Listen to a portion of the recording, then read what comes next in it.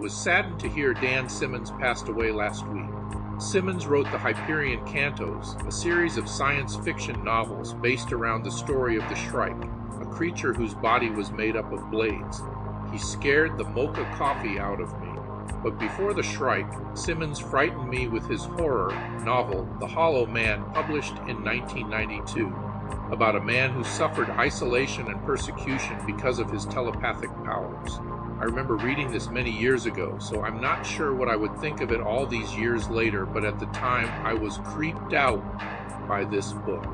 I remember some frightening imagery from some of its scenes. While I've never read The Hollow Man more than that one time, I have read other of Simmons' novels more than once. Over the years, I've read books from his Hyperion Cantos series several times. This series is safe to say his most well-known books, especially the first two, Hyperion and The Fall of Hyperion. These two books are actually one story, and I believe Simmons submitted them as one manuscript to the publisher, who I feel wisely split them into two books. Hyperion has been called a Canterbury Tales space opera. It's about a series of pilgrims who in Earth's distant future. These travelers go to the planet called Hyperion and make a pilgrimage to the temple of the Shrike, a creature who has somehow connected them all together.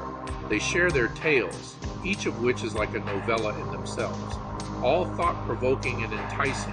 Hyperion and The Fall of Hyperion have been on my top 10 favorite science fiction novels for a long time.